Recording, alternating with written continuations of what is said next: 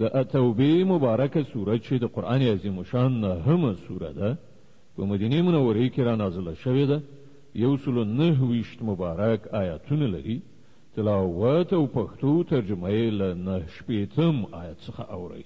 اعوذ بالله من الشیطان الرجیم پناه وړم الله تعالی شړل شوي شیطان څخه.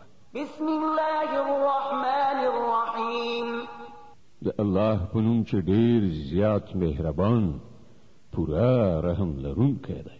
كالذين من قبلكم كانوا أشد منكم قوة وأكثر أموالا وأولادا فاستمتعوا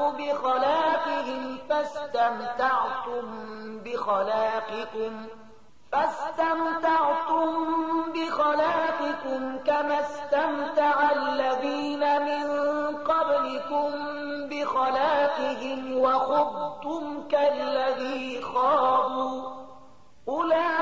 أولئك حبطت أعمالهم في الدنيا والآخرة وأولئك هم الخاسرون.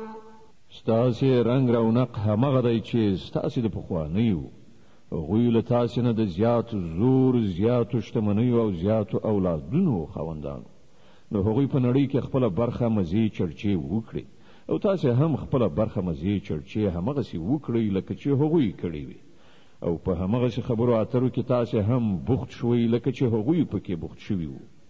نو د هغو عاقبت دا شو چې په دنیا او آخرت کې د هغو ټول کړه وړه ضایع شول او همغوی په تباهۍ کې. ألم يأتهم نبأ الذين من قبلهم قوم نوح وعاد وثمود وقوم إبراهيم وأصحاب مدين والمؤتفكات أتتهم رسلهم بالبينات فما كان الله ليظلمهم ولكن كانوا أنفسهم يظلمون. آیا دې خلکو ته د خپلو مخکنیو تاریخ نه دی رسېدلی؟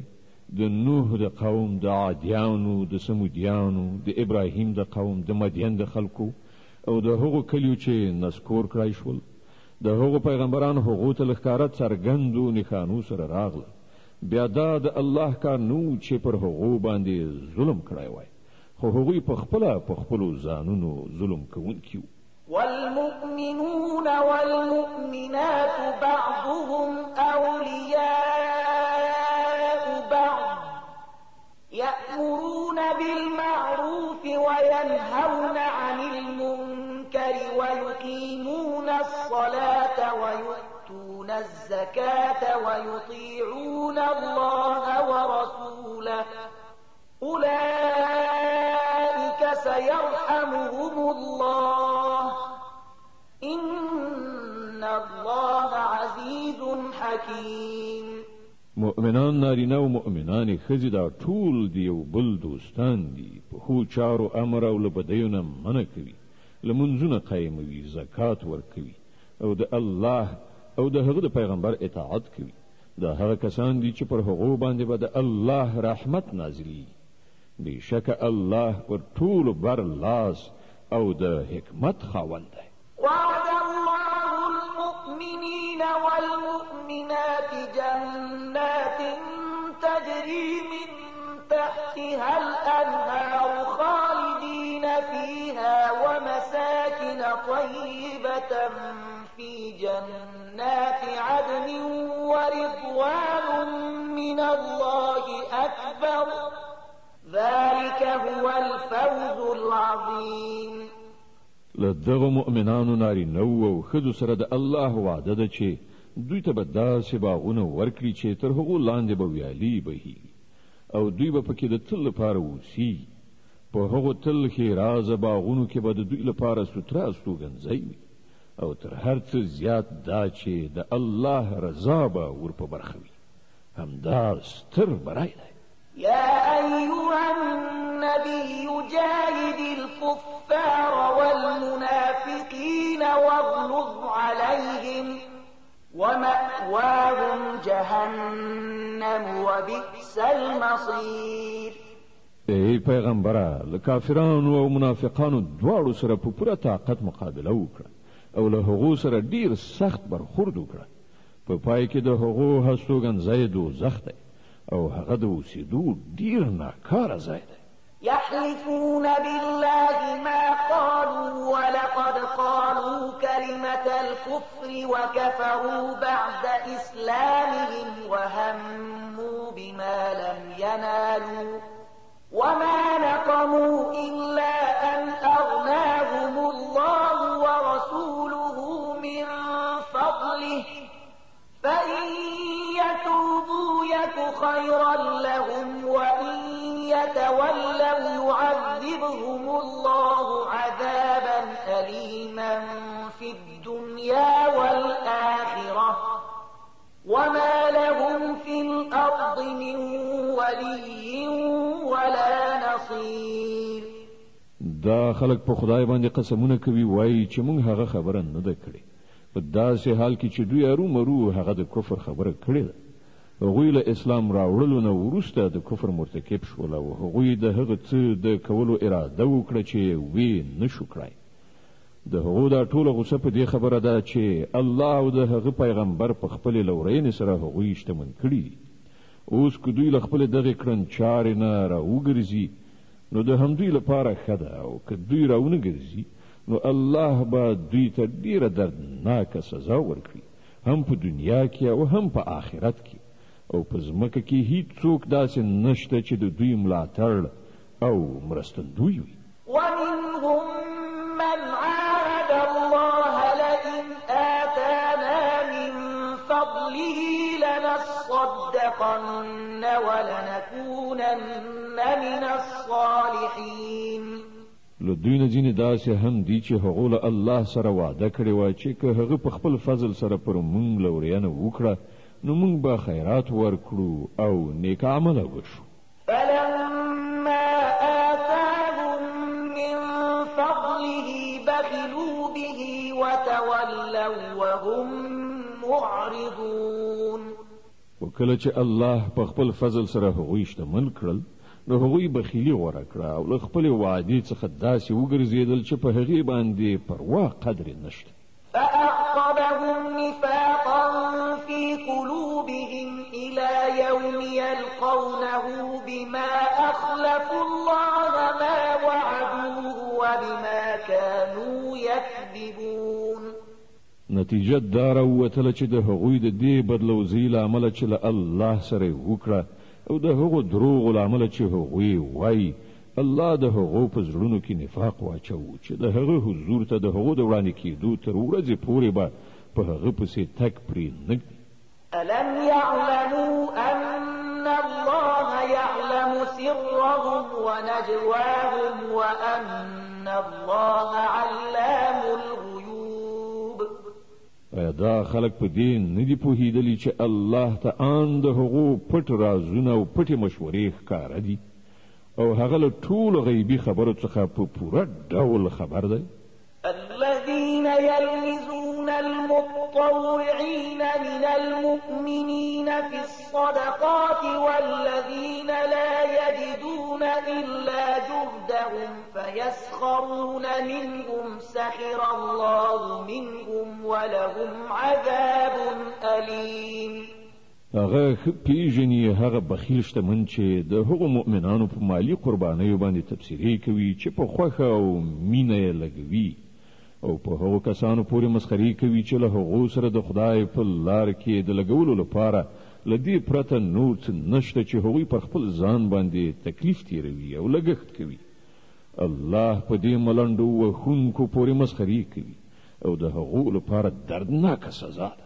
استغفر لهم أو لا تستغفر لهم إن تستغفر لهم 70 مرة فلن يغفر الله لهم ذلك بأنهم كفروا بالله ورسوله والله لا يهدي القوم الفاسقين.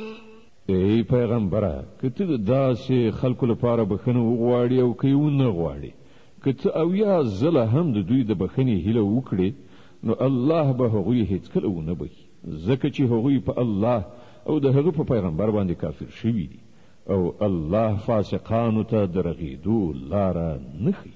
فرح المخلفون بمقعدهم خلاف رسول الله وكرهوا أن يجاهدوا بأموالهم وأنفسهم في سبيل الله وقالوا لا تنفروا في الحر قل نار جهنم أشد حرا لو كانوا يفقهون.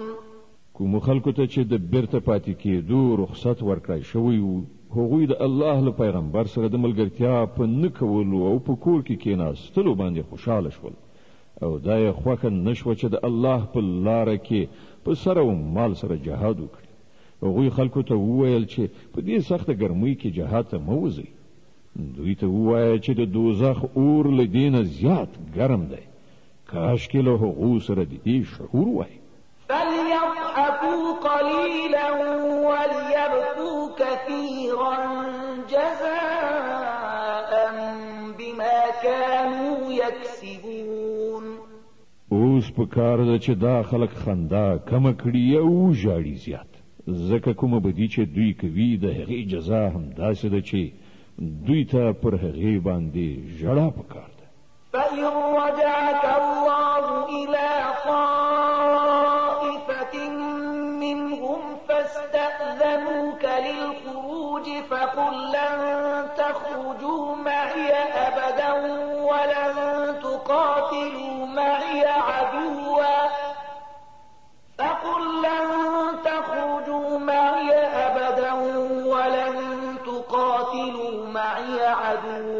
إنكم رضيتم بالقعود أول مرة فاقعدوا مع الخالفين.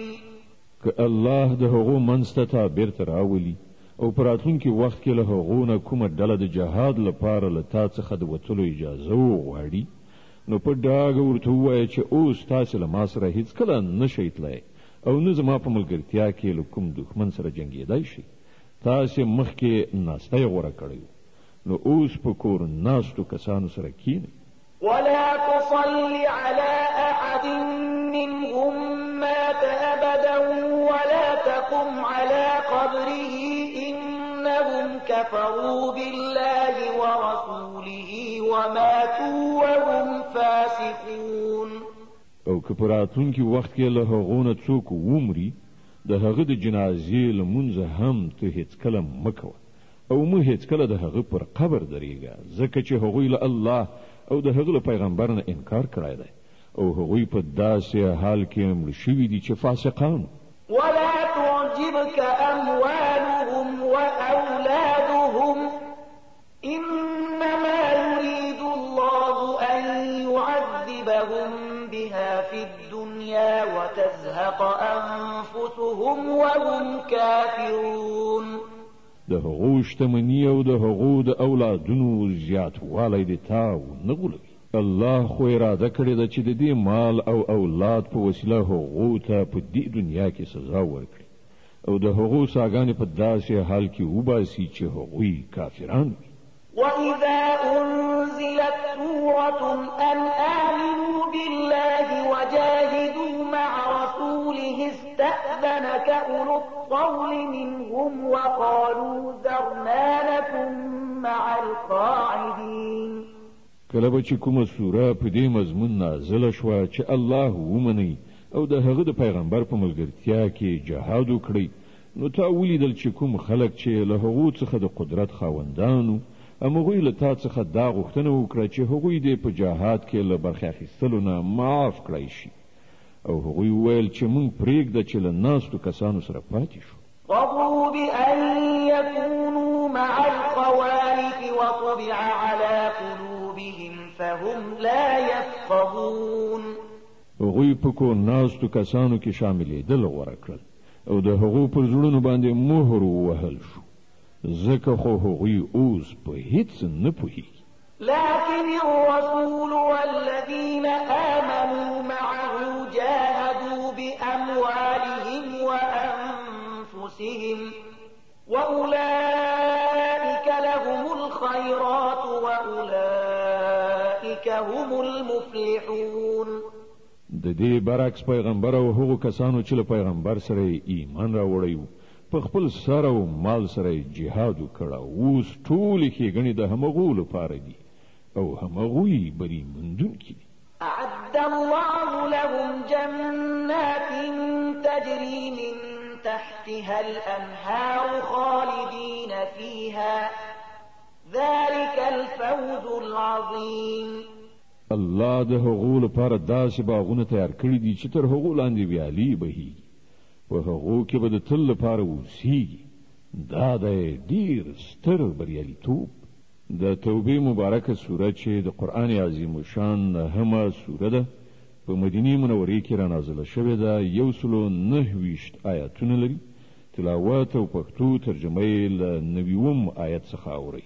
وجاء المعذرون من الأعراب ليؤذن لهم وقعد الذين كذبوا الله ورسوله سيصيب الذين كفروا منهم عذاب أليم. لباندچی یعنی د باندو د اوسیدونکو عربونه هم ډیر خلک راغلل چې هغوی عذرونه وکړل ترڅو چې هغو ته هم د بیرته پاتې کېدو رخصت ورکړی شي. په دې توګه هغه خلک چې هغوی له الله او د هغه له پیغمبر سره د ایمان دروغجنه وعده کړې وه کېناستل. له دې باندچیانو یعنی د باندو د اوسیدونکو چې کومو خلکو د کفر کړنلاره غوره کړې ده ډیر ژر به هغوی له دردناک عذاب سره مخامخ شي. ليس على الضعفاء ولا على المرضى ولا على الذين لا يجدون ما ينفقون حرج إذا نصحوا لله ورسوله ما على المحسنين من سبيل والله غفور رحيم. په کمزورو او ناروغانو او هغو کسانو چې د جهاد لپاره مال او وسله نه لري کومه ګناه نشته که دوی له وتلو نه پاتې شول که چیرې دوی د الله او د هغه د رسول په خاطر نورو ته نصیحت وکړي په نیکانو د اعتراض کومه لاره نشته او الله بخښونکی او مهربان دی. ولا على الذين إذا ما أتوك لتحملهم قلت لا أجد ما أحملكم عليه تولوا وأعينهم تفيض من الدمع حزنا ألا يجدوا ما ينفقون. په همدې ډول په هغو خلکو باندې هم د کوم اعتراض ځای نشته چې هغوی په خپل راغلي له تا څخه یې غوښتنه کړې وه چې زمونږ لپاره د سپرلۍ برابرې کړی شي او کله چې تا وویل چې زه ستاسې لپاره سپرلۍ نشم برابرولی نو هغوی مجبور شول بیرته لاړل او حال دا و چې د هغو له سترګو اوښکې بهېدلې او هغوی په دې خبره ډېر ځورېدل چې هغوی په خپل مصرف سره په جهاد کې د ګډون کولو وس چار نه لري. إنما السبيل على الذين يستأذنونك وهم أغنياء رضوا بأن يكونوا مع الخوالف وطبع الله على قلوبهم فهم لا يعلمون. البته د اعتراض مورد هغه کسان دي چې شتمن دي او بیا هم درڅخه هیله کوي چې هغوی په جهاد کې له ګډون کولو څخه معاف کړی شي. هغوی په کور کې ناستو کسانو په جمله کې شاملېدل خوښ کړل او الله د هغو پر زړونو باندې مهر ولګاو ځکه خو هغوی اوس په دې هیڅ نه پوهیږي چې د الله په وړاندې د هغو د دې کړنچارې څه نتیجه راتلونکې ده. يعتذرون إليكم إذا رجعتم إليهم قل لا تعتذروا لن نؤمن لكم قد نبأنا الله من أخباركم وسيرى الله عملكم ورسوله ثم تردون إلى عالم الغيب والشهادة فينبئكم بما كنتم تعملون.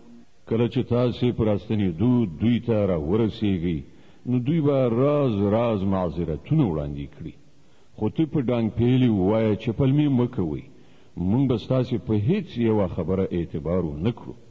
الله ستاسې حالات موږ ته ښکاره کړي دي. اوس به الله او د هغه پیغمبر ستاسې کړنچاره وګوري، بیا به تاسې د هغه ذات لوري ته وروګرځول شئ چې په پټو او ښکاره هر څه باندې پوهېدونکی دی، او هغه به تاسې ته دروښیي چې تاسې څه کول.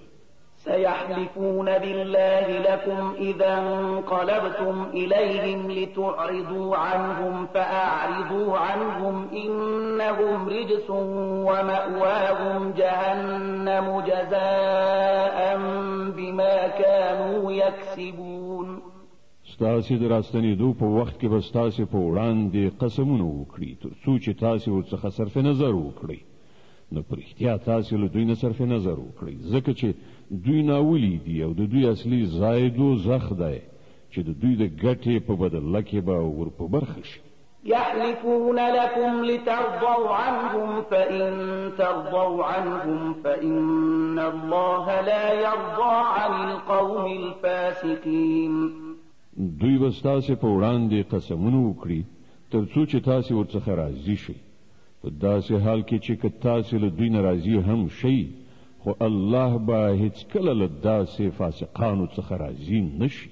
الأعراب أشد كفرا ونفاقا وأجدر ألا يعلموا حدود ما أنزل الله على رسوله والله عليم حكيم.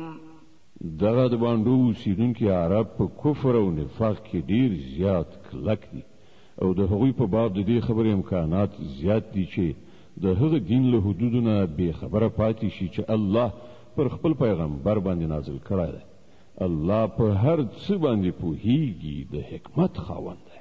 ومن الأعراب من يتخذ ما ينفق مغرما ويتربص بكم الدوائر عليهم دائرة السوء والله سميع عليم.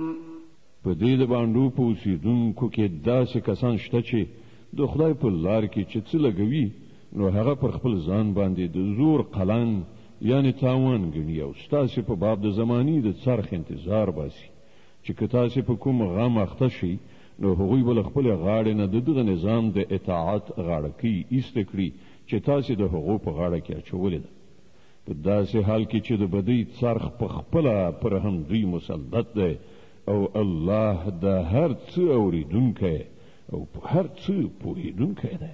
ومن الأعراب من يؤمن بالله واليوم الآخر ويتخذ ما ينفق قربات عند الله وصلوات الرسول ألا إنها قربة لهم سيدخلهم الله في رحمته إن الله غفور رحيم. او له همدې باندې چانو یعنی د باندې د اوسیدونکو نه ځینې خلک داسې هم شته چې په الله او د آخرت په ورځ ایمان لري، او څه چې لګوي هغه الله ته د نږدې کېدو او له پیغمبر نه د رحمت د دعاګانو اخیستلو وسیله ګرځوي. هو هغه ارومرو د هغو لپاره د نږدې والي وسیله ده، او الله به ارومرو هغوی په خپل رحمت کې داخل کړي. په باوري ډول الله تیریدونکی او رحم کوونکی دی. والسابقون الأولون من المهاجرين والأنصار والذين اتبعوهم بإحسان رضي الله عنهم ورضوا عنه وأعد لهم جنات تجري تحتها الأنهار خالدين فيها أبدا ذلك الفوز العظيم. هغه مهاجرین او انصار چې هغوی تر ټولو د مخه د ایمان بلنې ته په لبیک ویلو کې وړاندې شول، دغه راز هغه کسان چې وروسته له ریښتینولۍ سره په هغو پسې راغلل، الله له هغو نه خوښ شو او هغوی له الله نه خوښ شول. الله د هغو لپاره داسې باغونه تیار کړي دي چې تر هغو لاندې به ویالې بهیږي، او هغوی به پکې د تل لپاره اوسیږي. همدا ډېر لوی بریالیتوب دی. وممن حولكم من الأعراب منافقون ومن أهل المدينة مردوا على النفاق لا تعلمهم نحن نعلمهم سنعذبهم مرتين ثم يردون إلى عذاب عظيم. ستاسې شاوخوا چې کوم بانډچیان یعنې د بانډو اوسېدونکي اوسېږي له هغو نه زیاتره منافقان دي او په همدې توګه په خپله د مدینې په اوسېدونکو کې هم منافقان شته چې منافقت یې خوی ګرځېدلی دی. ته هغوی نه پېژنې، موږ هغوی پېژنو او موږ به هغو ته 2 ځلې سزا ورکړو، بیا به هغوی د ډېرې سترې سزا لپاره بیرته راوستل شي.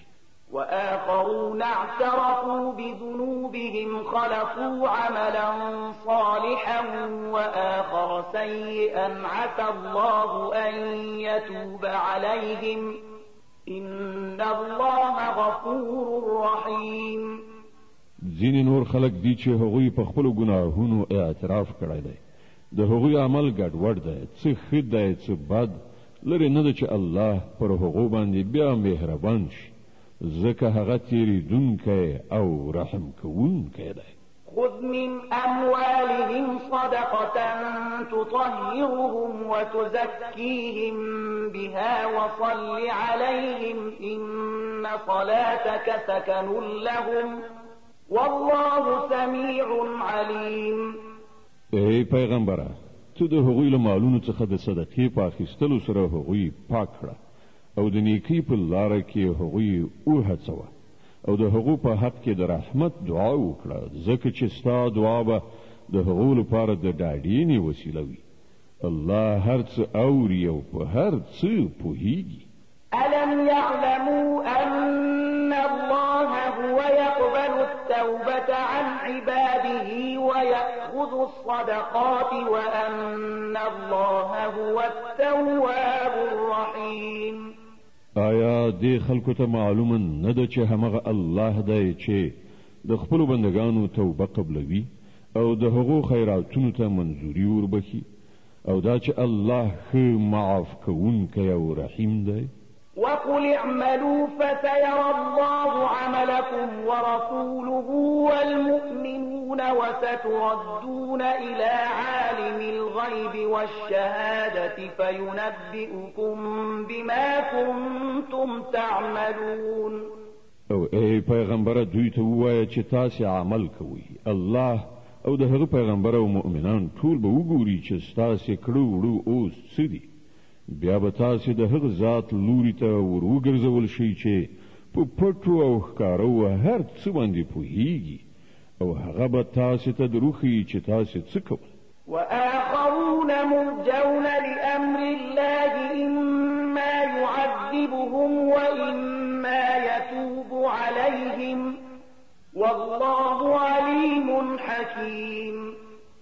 ځینې نور خلک دي چې د هغو معامله یعنی د هغو توبې مننه د الله په حکم تر اوسه پورې معطل ده، که یې خوښه شي سزا به ورکړي او که یې خوښه شي پر هغو باندې به بیا مهربان شي. الله په هر څه باندې پوهیږي او د حکمت څښتن دی. والذين اتخذوا مسجدا ضرارا وكفرا وتفريقا بين المؤمنين وإرصادا لمن حارب الله ورسوله من قبل وليحلفن إن أردنا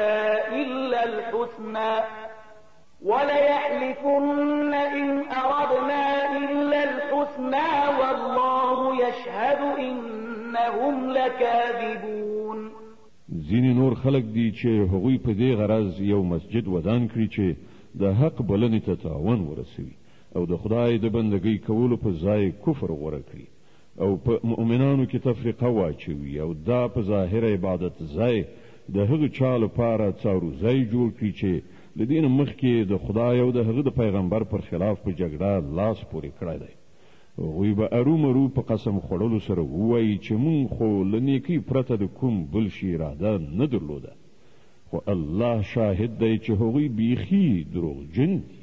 لا تقم فيه أبدا لمسجد أسس على التقوى من أول يوم أحق أن تقوم فيه رجال يحبون أن يتطهروا والله يحب المطهرين. ته هیڅ کله په دغه ودانۍ کې مدرېږه. کوم مسجد چې له لومړۍ ورځې نه د تقوا پر بنسټ ودان شوی وو همغه د دې ښه وړ دی چې ته په هغه کې د عبادت لپاره ودرېږې. په هغه کې داسې خلک دي چې سپېڅلتیا خوښوي او د الله همدغه سپېڅلتیا غوره کوونکي خوښ دي.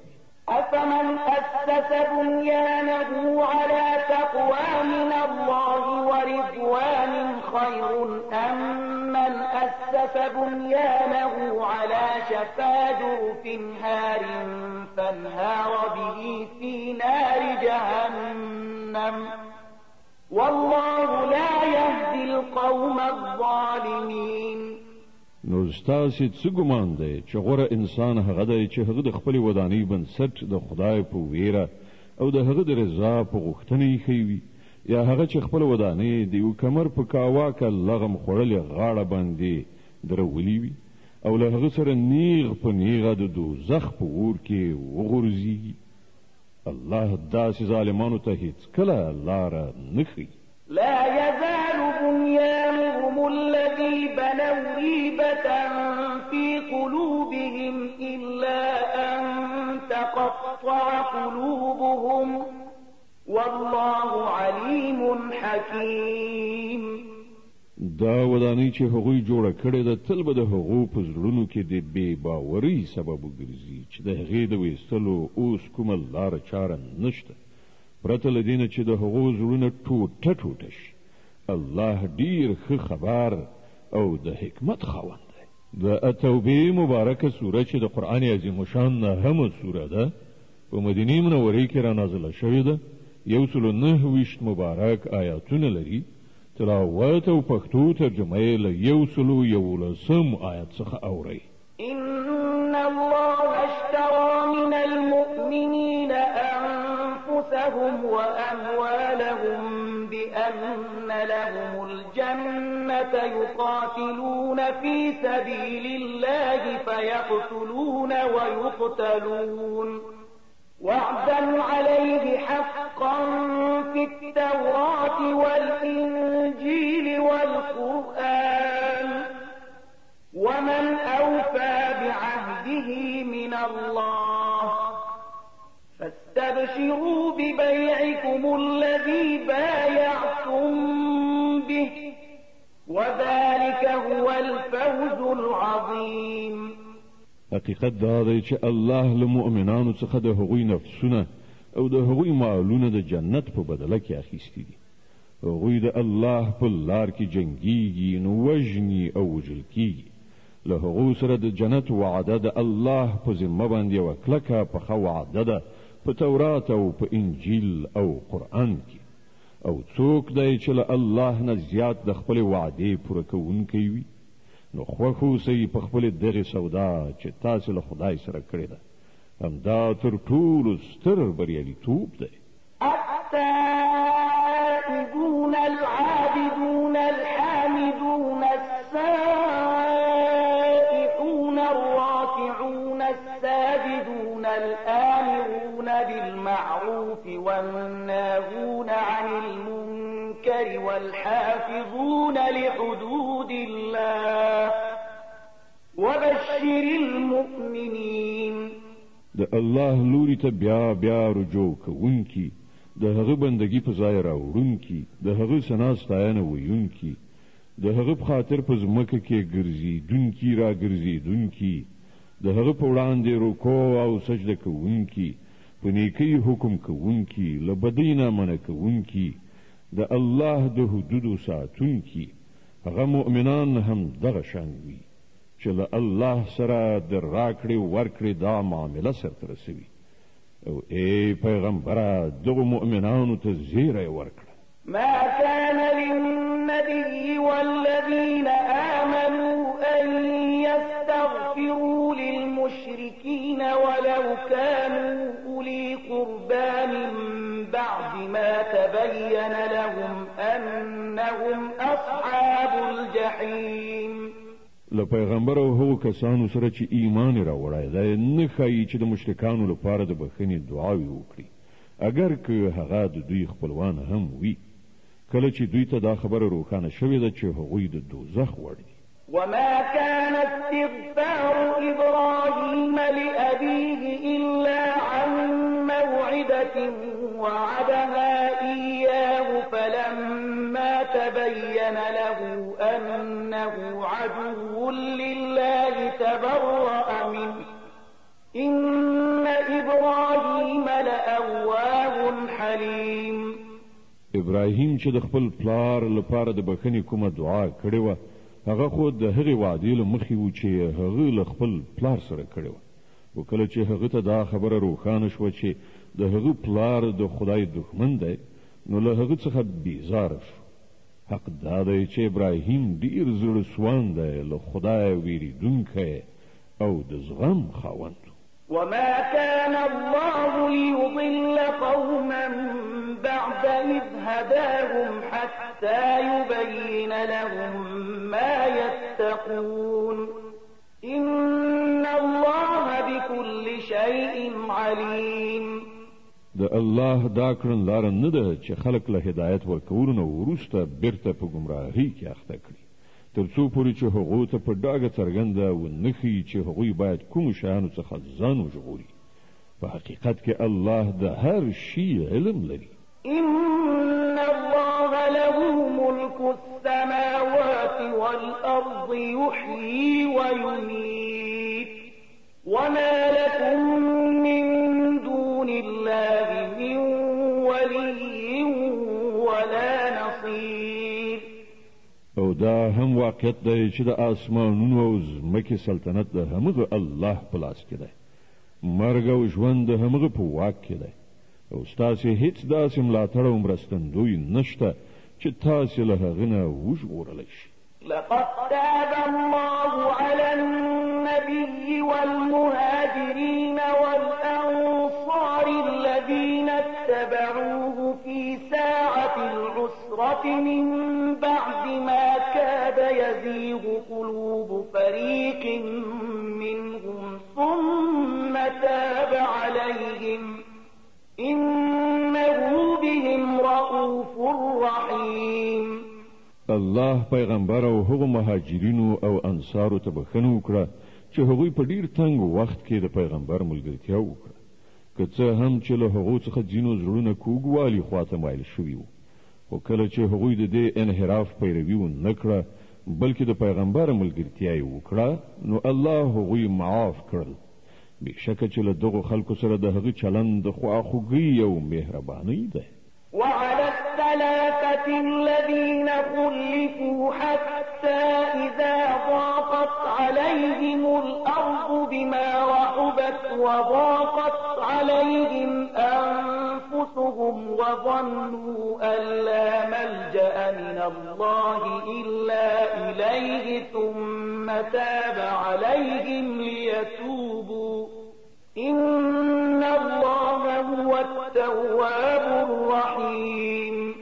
او هغه درې تنه یې هم معاف کړل چې د هغوی معامله ځنډول شوې وه کله چې ځمکه له خپلې ټولې پراختیا سره سره پر هغوی تنګه شوه او د هغوی خپل ځانونه هم په هغو باندې پیټی شول او هغوی دا وګڼله چې له الله څخه د ژغورل کېدو لپاره د پناه کوم بل ځای په خپله د الله د رحمت له لمنې څخه پرته نشته نو الله په خپل مهربانۍ سره د هغو لوري ته رجوع وکړه تر څو چې هغوی د هغه لوري ته راوګرځي په باوري ډول هغه ښه معاف کوونکی او رحم کوونکی دی.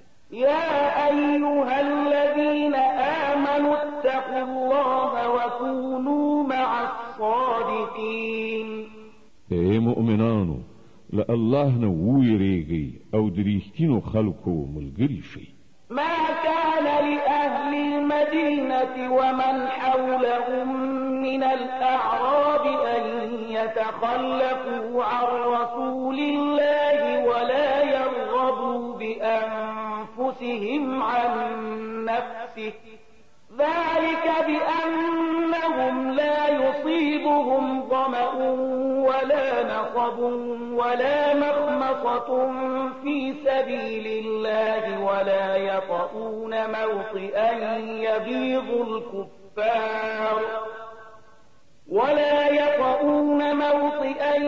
يغيظ الكفار ولا ينالون من عدو نيلا إلا كتب لهم به عمل صالح إن الله لا يضيع أجر المحسنين.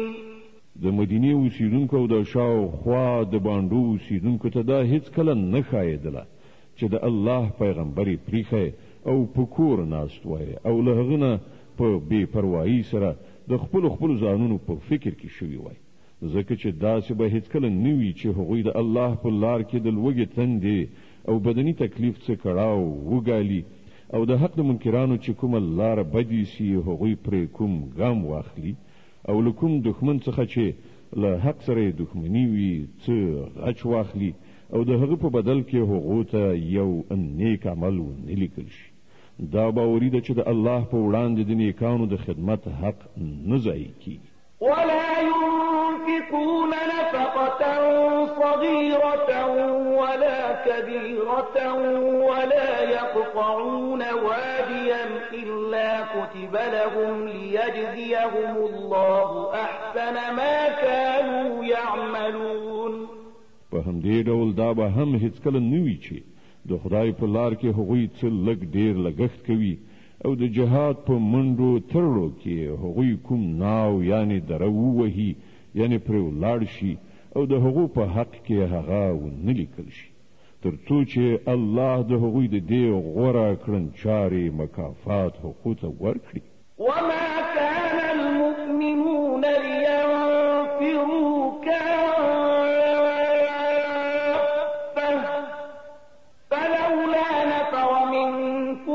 فرقة منهم طائفة ليتفقهوا في الدين ولينذروا قومهم إذا رجعوا إليهم لعلهم يحذرون. او دا څه ضروري نه و چې مؤمنان ټول له مخې وتلي وای، خو داسې ولې ونه شو چې د هغوی د نفوسو له هرې برخې نه یو څه کسان وتلي وای او د دینی پوهې له تحصیل نه وروسته بیرته راستانه شوي او د خپلې سیمې اوسیدونکي خبردار کړي وای تر څو هغوی له غیر اسلامي چارچلن نه ډډه کړې وای. يا أيها الذين آمنوا قاتلوا الذين يلونكم من الكفار وليجدوا فيكم غلظة واعلموا أن الله مع المتقين. ای مؤمنانو د حق له هغو منکرانو سره وجنګیږئ چې تاسو ته نږدې دي او باید هغوی په تاسو کې سختي ومومي او وپوهیږئ چې الله د پرهیزګارانو ملګری دی. وإذا ما أنزلت سورة فمنهم من يقول أيكم زادته هذه إيمانا فأما الذين آمنوا فزادتهم إيمانا وهم يستبشرون. کله چې کومه سوره نازله شي نو له منافقانو څخه ځینې د ملنډو په توګه له خپلو ملګرو څخه پوښتنه کوي چې له تاسو نه د چا ایمان په دې صورت سره زیات شو؟ د دې ځواب دا دی کومو کسانو چې ایمان راوړی دی د هغو په ایمان کې خو په واقع کې د هرې نازلېدونکې سورې زیاتوالی راوستی دی او هغوی پرې خوشحاله دي. وأما الذين في قلوبهم مرض فزادتهم رجسا إلى رجسهم وماتوا وهم كافرون. البته د کوم خلکو په زړونو کې چې د منافقت ناروغي لګېدلې وه د هغو په پخوانۍ پلیدۍ باندې هرې نوې سورې یوه بله پلیدي زیاته کړه او هغوی د مرګ تر شېبو پورې په همدې کفر کې اخته پاتې شول.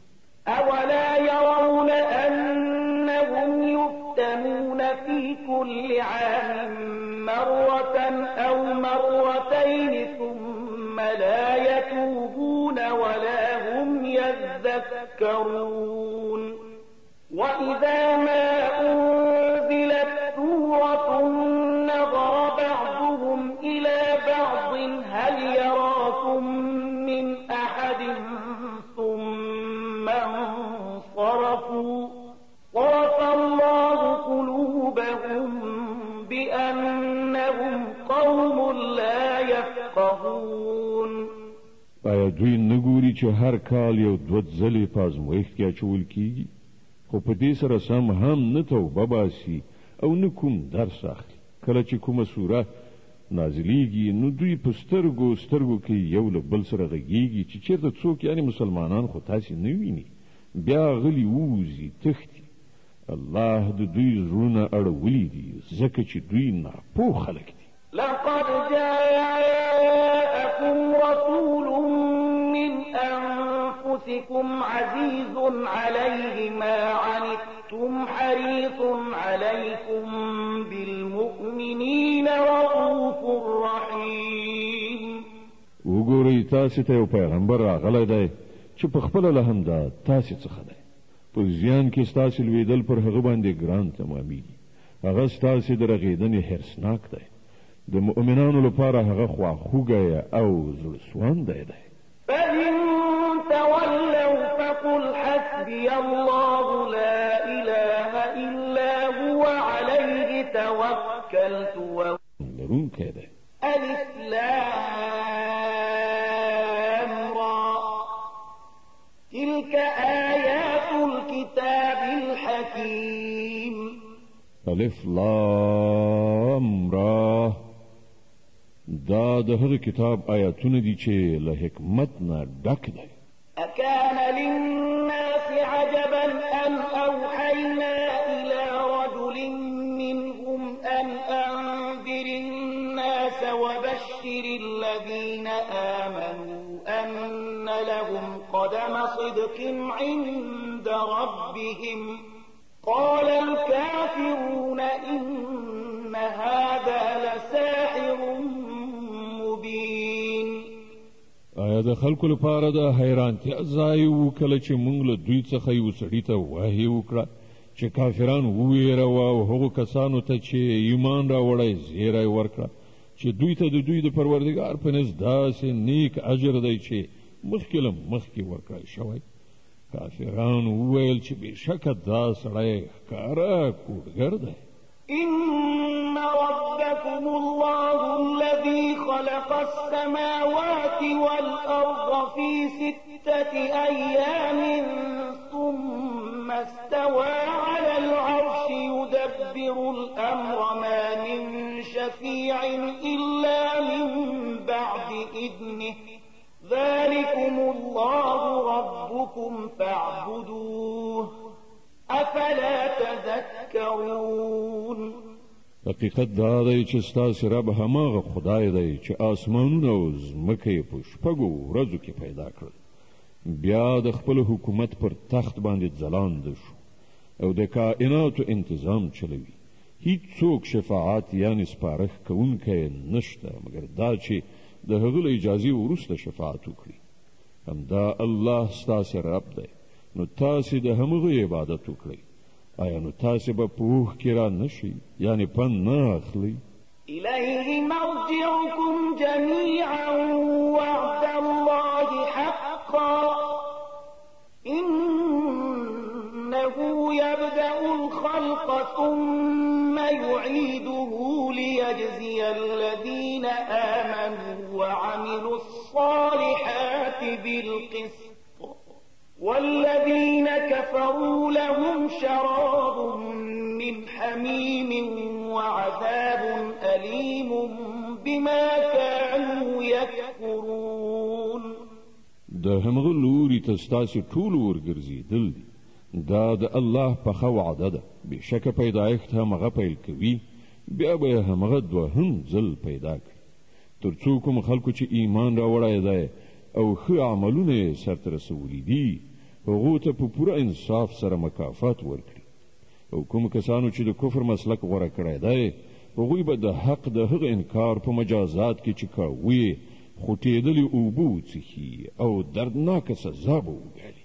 هو الذي جعل الشمس ضياء والقمر نورا وقدره منازل لتعلموا عدد السنين والحساب ما خلق الله ذلك إلا بالحق يفصل الآيات لقوم يعلمون. په مغده چې لمر رون او سپوږمۍ روښانه پیدا کړې ده او د سپوږمۍ د نری کېدو غټېدو پړاوونه په منظم ډول ټاکلي دي تر څو چې تاسې په هغو سره د کلونو او نیټو حساب معلوم کړئ. الله دا هر څه د لوبې په ډول نه بلکې له یو مقصد سره پیدا کړي دي. هغه خپلې نښانې د هغو خلکو لپاره چې علم لري په روښانه څرګنده توګه وړاندې کوي. إن في اختلاف الليل والنهار وما خلق الله في السماوات والأرض لآيات لقوم يتقون. په یقیني ډول د شپې او ورځې په اوښتلو راوښتلو یعنې اختلاف کې او په هر هغه شي کې چې الله په اسمانونو او ځمکه کې پیدا کړي دي د هغو خلکو لپاره نښانې دي چې له ناوړه فکر او ناوړه چلند څخه ډډه کول غواړي. إن الذين لا يرجون لقاءنا ورضوا بالحياة الدنيا واطمأنوا بها والذين هم عن آياتنا غافلون أولئك مأواهم النار بما كانوا يكسبون. حقیقت دا دی کوم خلک چې له موږ سره د یو ځای کېدو هیلهمن نه دي او د همدې دنیا په ژوندانه باندې خوښ او ډاډه شوي دي او هغه کسان چې زموږ له نښانو څخه غافل دي د هغو وروستی استوګنځی به دوزخ وي.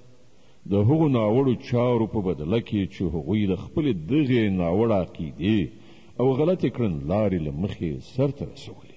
إن الذين آمنوا وعملوا الصالحات يهديهم ربهم بإيمانهم تجري من تحتهم الأنهار في جنات النعيم. او دا هم حقیقت دی چې کوم کسانو چې ایمان راوړی دی یعنی هغه رښتینولۍ منلي دي چې په دې کتاب کې وړاندې کړی شوي دي او غوره چارې سرته رسولي دي هغوی به د هغو رب د هغو د ایمان له امله پر سمه لاره وخوځوي. له نعمت څخه په ډکو جنتونو کې به د هغوی لاندې ویالې بهیږي. دعواهم فيها سبحانك اللهم وتحيتهم فيها سلام وآخر دعواهم أن الحمد لله رب العالمين. هلته به د هغوی نارې داوي چې پاکې ته ای خدایه د هغوی دعا به داوي چې سلامتیا دې وي او د هغوی هر وینا به په دې سره پای ته رسیږي چې ټوله ثنا ستاینه یوازې د الله رب العالمین لپاره ده. ولو يعجل الله للناس الشر استعجالهم بالخير لقضي إليهم أجلهم فنذر الذين لا يرجون لقاءنا في طغيانهم يعمهون.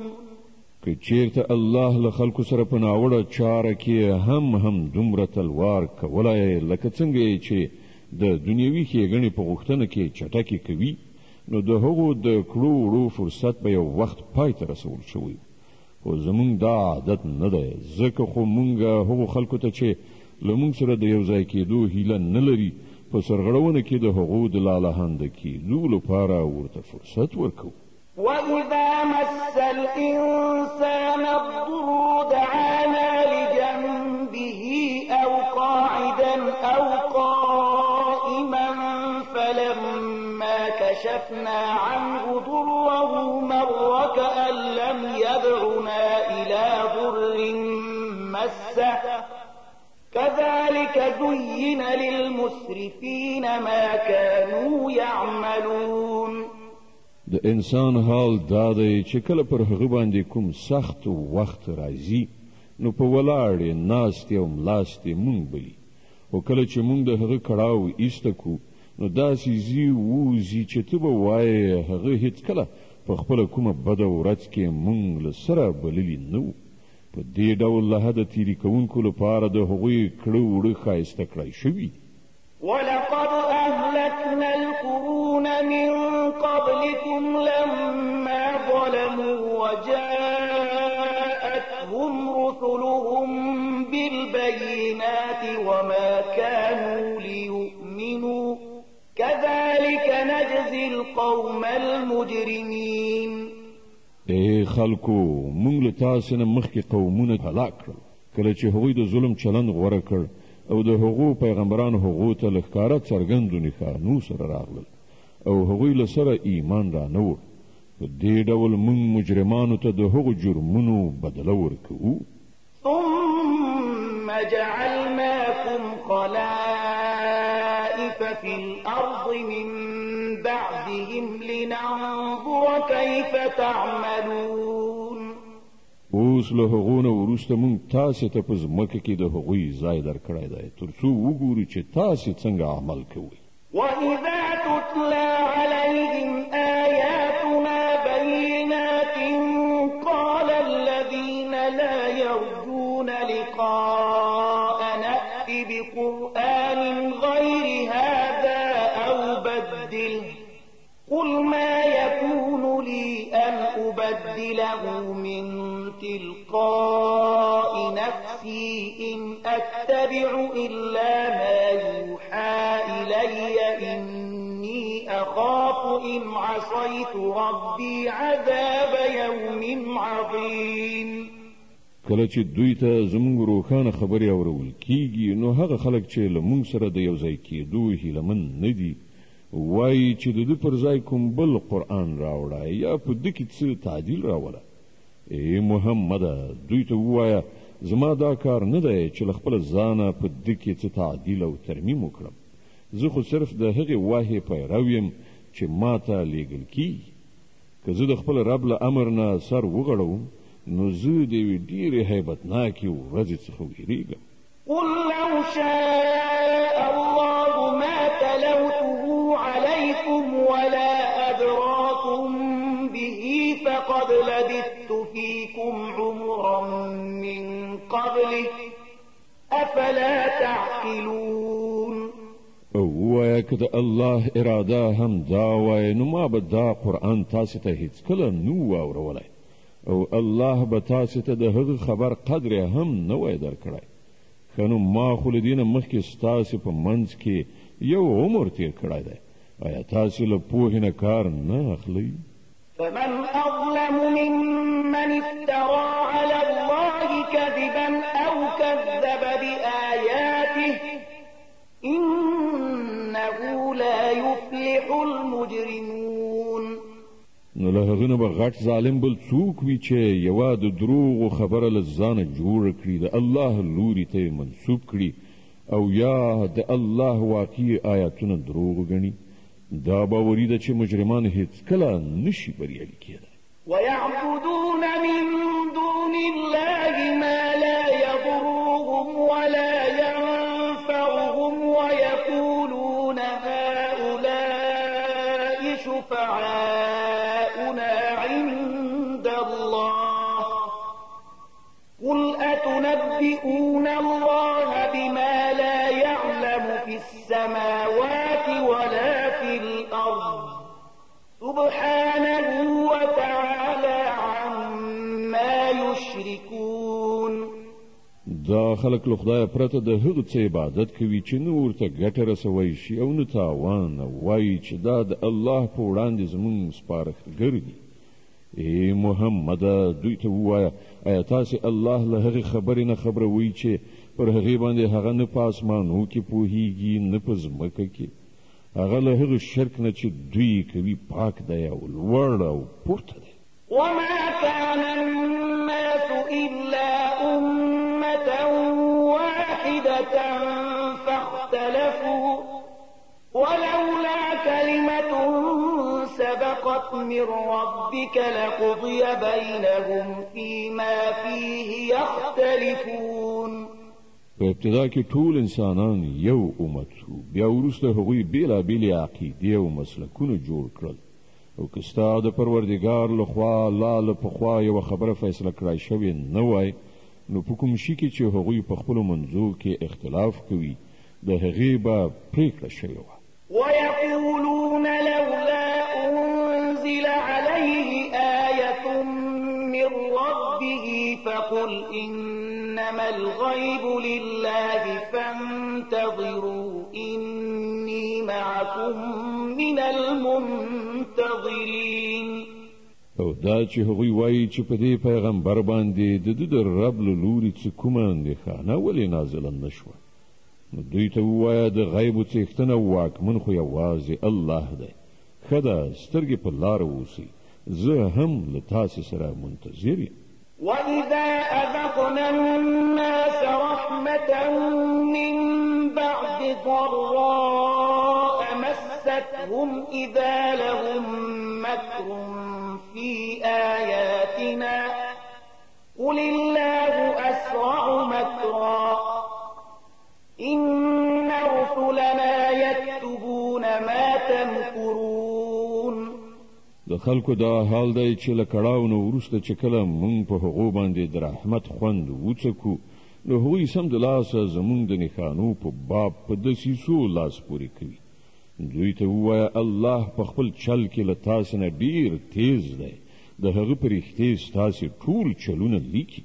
هو الذي يسيركم في البر والبحر حتى إذا كنتم في الفلك وجرين بهم بريح طيبة وفرحوا بها جاءتها ريح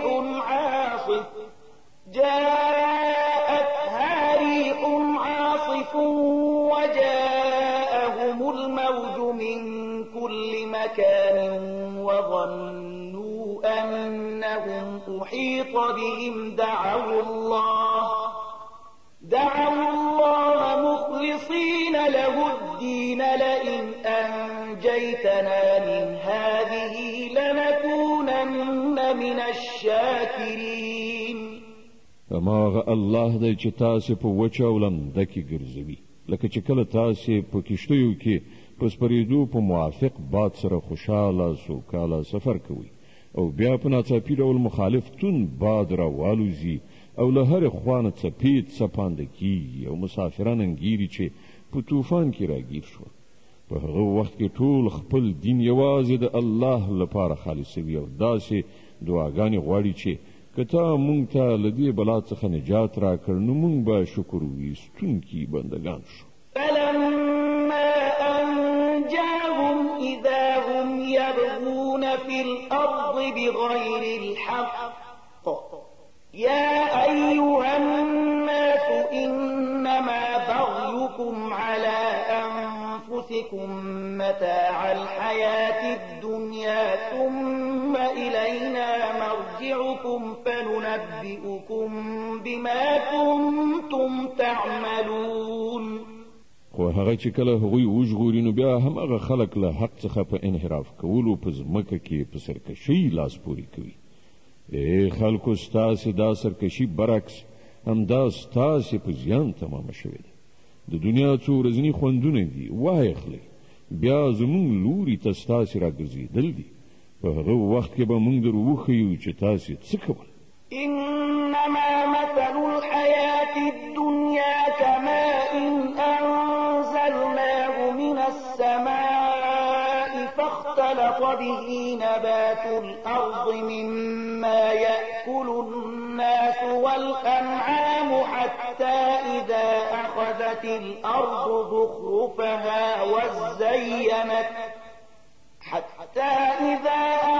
الأرض زخرفها وزينت وظن أهلها أنهم قادرون عليها أتاها أمرنا ليلا أو نهارا فجعلناها حصيدا كأن لم تغن بالأمس كذلك نفصل الآيات لقوم يتفكرون. د دنیا د دغه ژوندانو مثال چې تاسې د هغه په نشه کې مست یې زموږ له نښانو څخه غفلت کوئ داسې دی لکه چې له اسمان نه موږ اوبه ورولې نو د ځمکې حاصلات چې انسانان او څاروي ټول یې خوري ښه ګڼ شول.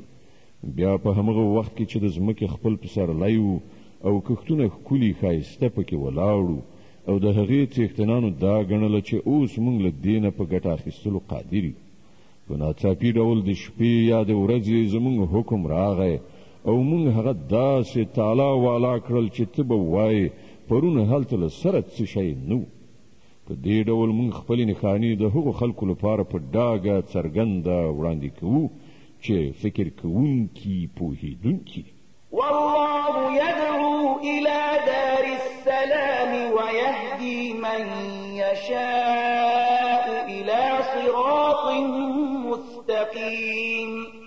تاسو په دې فاني ژوندانه باندې غولېدلي او الله تاسو ته د سلامتیا د کور په لوري بلنه درکوي. لارښوونه د هغه په واک کې ده چاته چې د هغه خوښه شي سمه لاره وښيي. للذين أحسنوا الحسنى وزيادة ولا يرهق وجوههم قتر ولا ذلة أولئك أصحاب الجنة هم فيها خالدون. کوم کسانو چې د ښو چارو لاره غوره کړه د هغو لپاره ښېګڼه ده او زیاته مهرباني. د هغو پر مخونو باندې به توروالی او خواري خورا نشي. هغوی د جنت مستحق دي هلته به هغوی د تل لپاره اوسیږي.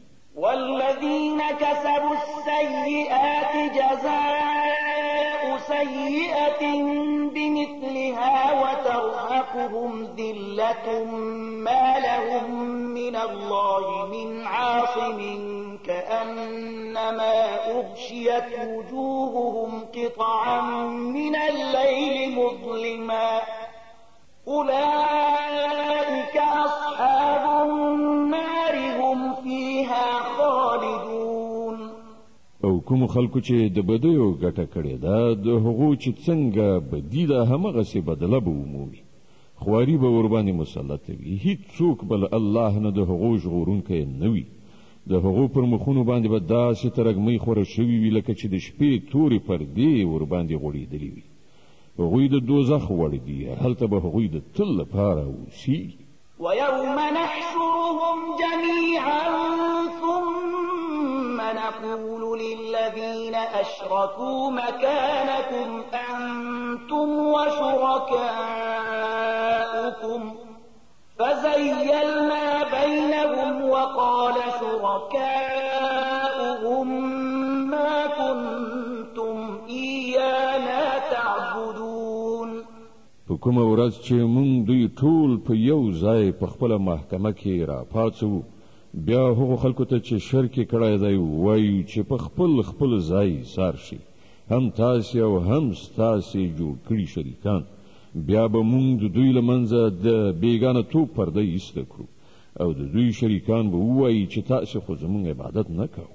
فكفى بالله شهيدا بيننا وبينكم إن كنا عن عبادتكم لغافلين. زمونږ او ستاسې په منځ کې د الله شاهدي کافي ده چې که تاسې زمونږ عبادت کوو هم خو مونږ ستاسې له دې عبادت نه بیخي بېخبره وو. هنالك تبلو كل نفس ما أسلفت وردوا إلى الله مولاهم الحق وضل عنهم ما كانوا يفترون. په هغه وخت کې به هر څوک د خپلو کړو وړو خوند وڅکي. ټول به د خپل حقیقي څښتن خواته ور وګرځول شي او هغه ټول دروغ چې دوی جوړ کړي وو ورک به شي. قل من يرزقكم من السماء والأرض أم من يملك السمع والأبصار ومن يخرج الحي من الميت ويخرج الميت من الحي ومن يدبر الأمر فسيقولون الله فقل افلا تتقون. له دوی نه پوښتنه وکړه څوک تاسې ته له اسمان او ځمکې نه روزي درکوي؟ دا د اورېدو او لیدو قواوې د چا په واک کې دي؟ څوک ژوندی له مړي او مړی له ژوندي راباسي؟ څوک د مخلوقاتو د دې نظم تدبیر کوي؟ هغوی به ارومرو ووایي چې الله. ووایه نو تاسې د حقیقت پر خلاف تګ کولو نه ډډه نه کوئ؟ فذلكم الله ربكم الحق فماذا بعد الحق إلا الضلال فأنا تصرفون. په دغو صفتونو سره خو همدا الله ستاسې حقیقي رب دی، نو له حقه وروسته له ګمراهۍ پرته نور څه پاتې شول؟ ښه نو تاسې کومې خواته اړول کیږئ؟ كذلك حقت كلمة ربك على الذين فسقوا أنهم لا يؤمنون. ای پیغمبره وګوره، په دغسې نافرمانۍ غوره کوونکو باندې ستا د رب خبره رښتینې شوه چې هغوی به منونکي نشي. قل هل من شركائكم من يبدأ الخلق ثم يعيده قل الله يبدأ الخلق ثم يعيده فأنا تؤفكون. له دوی نه پوښتنه وکړه ستاسې په انګېرل شوو شریکانو کې څوک شته چې لومړی پیدا کول یې هم کړي وي او دوهم ځل پیدا کول هم وکړي؟ ووایه هغه یوازې الله دی چې لومړی پیدا کول هم کوي او دوهم ځل هم. نو تاسې دا په کومه چپه لاره باندې خوځول کیږئ؟ قل هل من شركائكم من يهدي إلى الحق قل الله يهدي للحق أفمن يهدي إلى الحق أحق أن يتبع أم من لا يهدي إلا أن يهدى فما لكم كيف تحكمون. له دوی نه پوښتنه وکړه ستاسې په ګڼل شوو شریکانو کې څوک داسې هم شته چې د حق لوري ته رهبري کوي؟ ووایه هغه یوازې الله دی چې د حق لارښوونه کوي. ښه نو وښیي څوک چې د حق خواته لارښوونه کوي هغه د دې زیات وړ دی چې د هغه پیروي وشي، یا هغه چې په خپله لاره نه مومي مګر دا چې ورته لاره وښودله شي؟ ښه نو پر تاسې باندې څه شوي دي؟ څنګه چپه چپه فیصلې کوئ؟ وما يتبع أكثرهم إلا ظنا إن الظن لا يغني من الحق شيئا إن الله عليم بما يفعلون. حقیقت دا دی چې له دوی نه زیاتره خلک یوازې په انګېرنې او ګمان پسې روان دي، په داسې حال کې چې ګمان د حق اړتیا یو بڅره یې هم نه پوره کوي. څه چې دوی کوي الله ورباندې ښه پوهیږي. وما كان هذا القرآن أن يفترى من دون الله ولكن تصديق الذي بين يديه وتفصيل الكتاب لا ريب فيه من رب العالمين. او دا قرآن هغه شی نه دی چې د الله له وحی او ښوونې څخه پرته تصنیف کړی شي، یعنی له الله پرته نورو ته نسبت ورکړی شي، بلکې دا خو د هغه څه چې پخوا راغلي وو تصدیق او د الکتاب تفصیل دی. په دې کې هیڅ شک نشته چې دا د کائناتو د حکم چلوونکي له لوري څخه دی. أم يقولون افتراه قل فأتوا بسورة مثله وادعوا من استطعتم من دون الله إن كنتم صادقين. آیا دوی وایي چې پیغمبر دا په خپله تصنیف کړی دی، یعنی په دروغو خدای ته منسوب کړی؟ ووایه که تاسې په خپل دغه تور لګولو کې رښتیني یاست نو د ده په څېر یوه سوره تصنیف کړې راوړئ او له یوه خدایه پرته چې نور هر څوک راغوښتلی شي د مرستې لپاره یې راوغواړئ. بل كذبوا بما لم يحيطوا بعلمه ولما يأتهم تأويله كذلك كذب الذين من قبلهم فانظر كيف كان عاقبة الظالمين. اصلي خبره دا ده چې کوم شی چې د دوی د علم په احاطه کې نه دی راغلی او د کوم شي راتلونکی چې د دوی تر نظر لاندې نه دراغلي دوی هغه ارومرو پاټکلي ډول دروغ وګاڼه په همدې ډول خو دوی نه مخکې خلکو هم د دروغو نسبتونه کړي دي نو وګوره د هغو ظالمانو څه عاقبت شو ومنهم من يؤمن به ومنهم من لا يؤمن به وربك أعلم بالمفسدين له دوی نه به ځینې خلک په دې کتاب ایمان راوړي او ځینې به یې ران نه وړي او ستا رب هغه مفسدان ښه پیژني وإن كذبوك فقل لي عملي ولكم عملكم أنتم بريئون مما أعمل وأنا بريء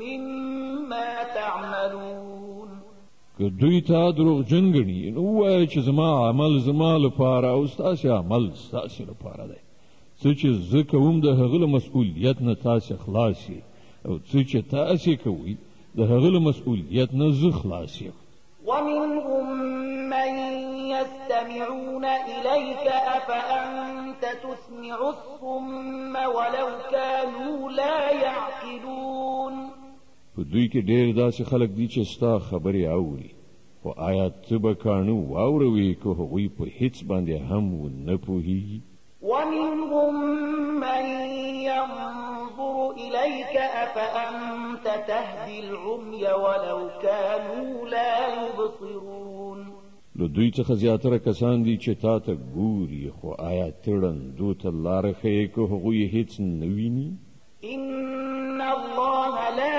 يظلم الناس شيئا ولكن الناس أنفسهم يظلمون حقیقت دا دی چې الله پر خلکو ظلم نه کوي خلک په خپله پر خپل ځان ظلم کوي د یونس مبارکه سوره چې د قرآن عظیم الشان لسمه سوره ده په مکې معظمې کې رانازله شوې ده 109 آیاتونه لري تلاوت او پښتو ترجمه یې له 45م آیت څخه اورئ ويوم يحشرهم كأن لم يلبثوا إلا ساعة من النهار يتعارفون بينهم قد خسر الذين كذبوا بلقاء الله وما كانوا مهتدين او په کومه ورځ چې الله دوی را پاڅوي نو همغه د دنیا ژوند به دوی ته داسې ښکاره شي چې ته به وایې دوی صرف پوره 1 ساعت په خپلو منځو کې د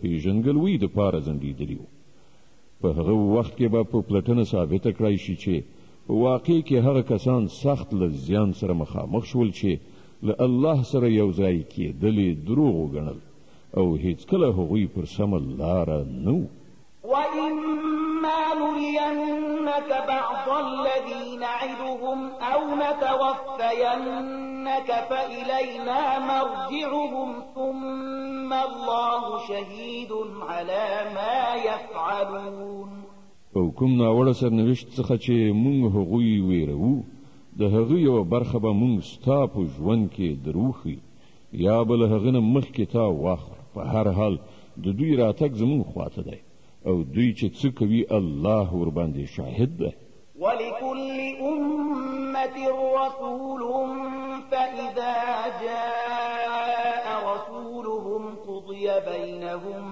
بالقسط وهم لا يظلمون د هر امت لپاره یو پیغمبر دی نو کله چې کوم امت ته د هغه پیغمبر راځي نو د هغه فیصله په پوره عدالت سره کیږي او پر هغه باندې به یو بڅری ظلم هم نکی ويقولون متى هذا الوعد إن كنتم صادقين وای که ستاسې دا اختار رښتیا دی نو دا به کله ترسره کیږي قل لا أملك لنفسي ضرا ولا نفعا إلا ما شاء الله لكل أمة أجل إذا جاء أجلهم فلا يستأخرون ساعة ولا يستقدمون وایا زما په واک کې د خپل ځان ګټه او زیان هم نشته هر څه د الله په خوښې پورې اړه لري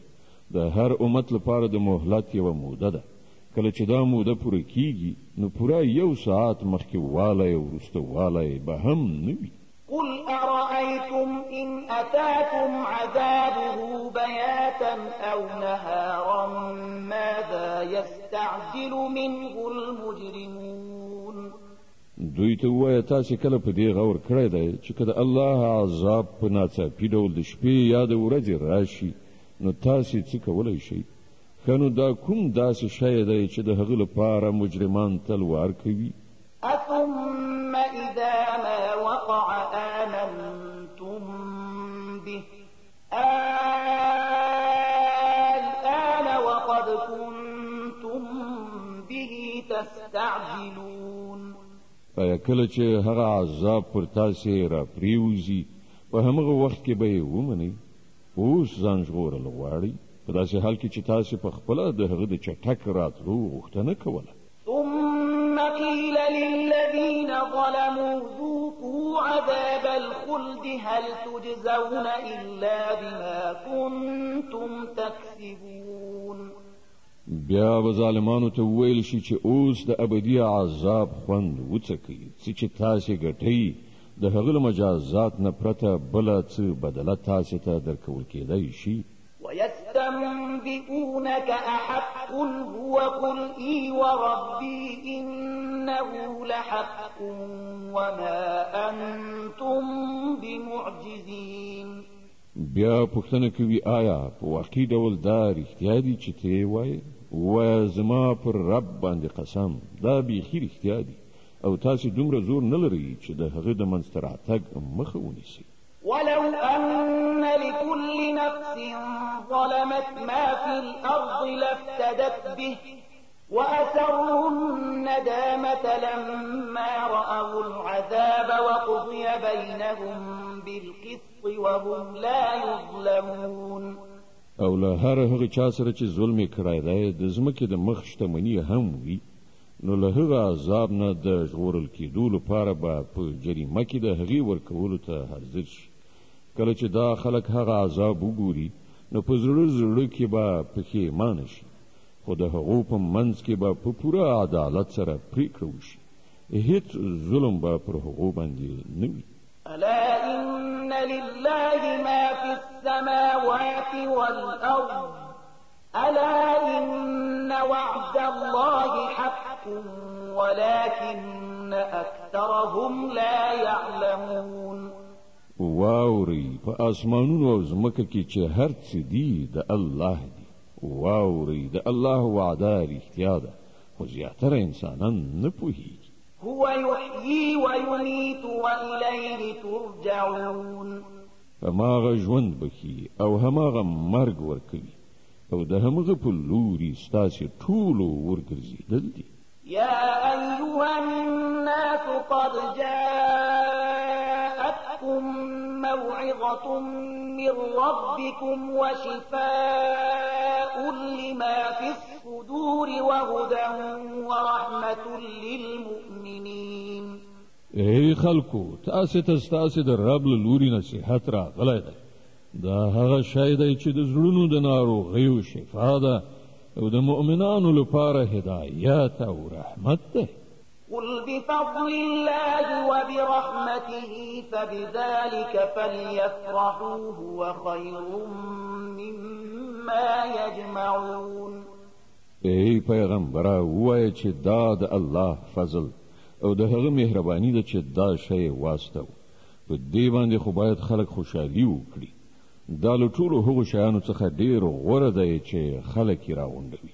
قل أرأيتم ما أنزل الله لكم من رزق فجعلتم منه حراما وحلالا قل الله أذن لكم أم على الله تفترون. ای پیغمبره دوی ته ووایه تاسې کله په دې کې فکر کړی دی چې کومه روزي چې الله تاسې ته راکوزه کړې وه له هغې تاسې په خپله ځینې حرام او ځینې حلال وګرځول. له دوی نه پوښتنه وکړه الله تاسې ته د دې اجازه درکړې وه او که تاسې پر الله باندې دروغ تړئ وما ظن الذين يفترون على الله الكذب يوم القيامة إن الله لذو فضل على الناس ولكن أكثرهم لا يشكرون. کوم کسان چې پر الله باندې دا دروغ تړي د هغو څه ګمان دی چې د آخرت په ورځ به له هغو سره څه معامله وشي. الله خو پر خلکو باندې د مهربانۍ نظر لري او زیاتره انسانان داسې دي چې شکر نه باسي. د یونس مبارکه سوره چې د قرآن عظیم شان 10مه سوره ده په مکې معظمه کې را نازله شوې ده. 109 مبارک آیاتونه لري. تلاوت او پښتو ترجمه یې له 1 آیت څخه اورئ.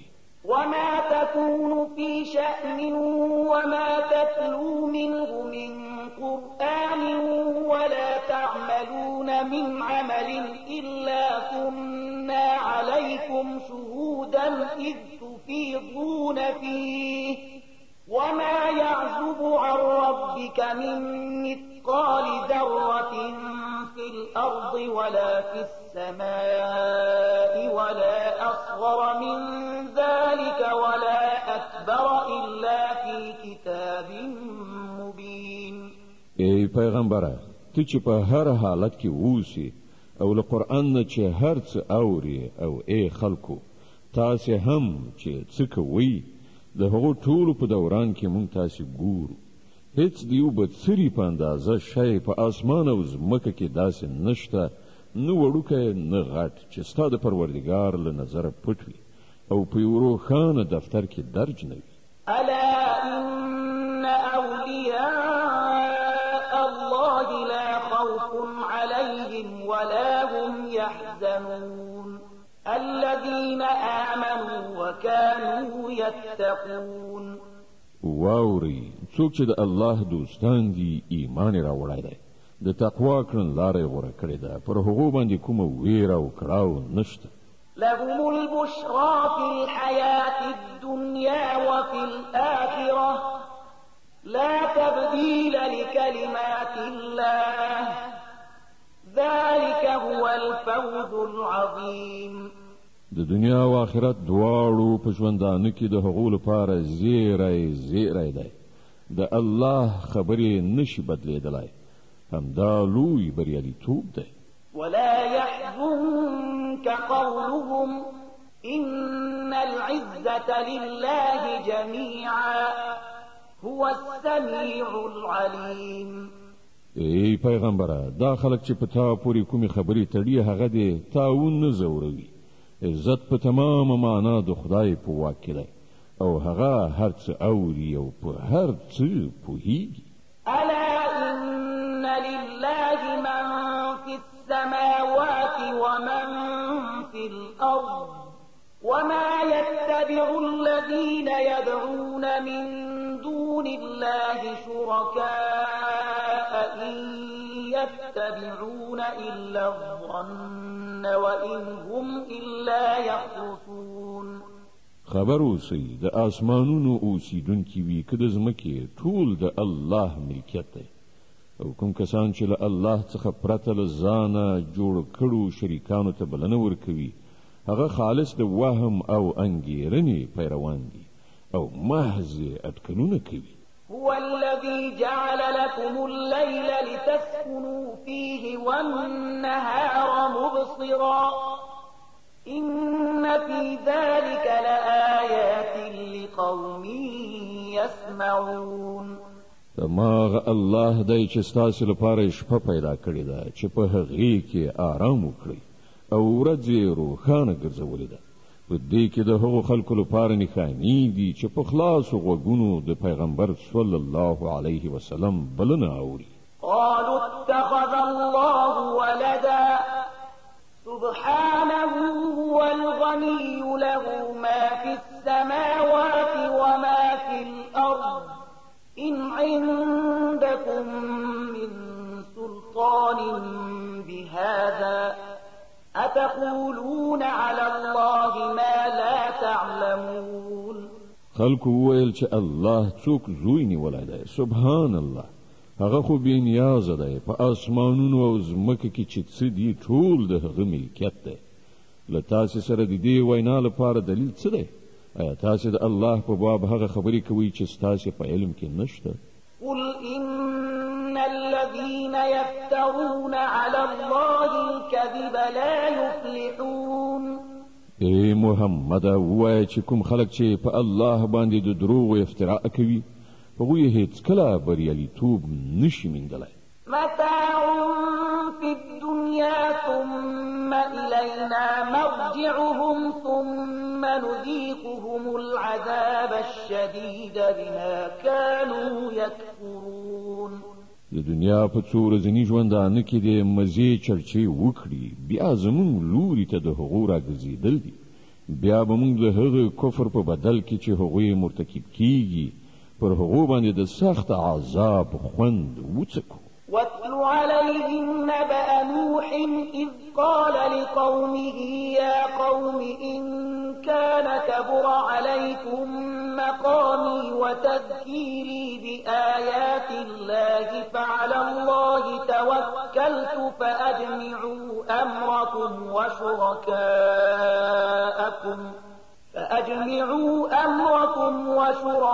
وشركاءكم ثم لا يكن أمركم عليكم غمة ثم اقضوا إلي ولا تنظرون. دوی ته د نوح قصه واوروه، د هغه وخت قصه چې کله هغه خپل قوم ته ویلي و چې ای زما قومه، که ستاسې په منځ کې زما اوسېدل او د الله د آیاتونو په بیا اورولو سره له غفلت نه ستاسې راویښول ستاسې لپاره له زغم نه پورته شوي دي، نو زما توکل پر الله باندې دی. تاسې د خپلو انګېرلو شریکانو په ملګرتیا سره یوه پریکړه وکړئ او هر څه پلان چې ستاسې په نظر کې وي پر هغه ښه فکر غور وکړئ، تر څو چې د هغه کوم اړخ ستاسې له نظره پټ پاتې نشي. بیا زما پر خلاف هغه عملي کړئ او ما ته هیڅکله مهلت مه راکوئ. صدق الله العظيم. الله ستر رښتیا ویونکی دی.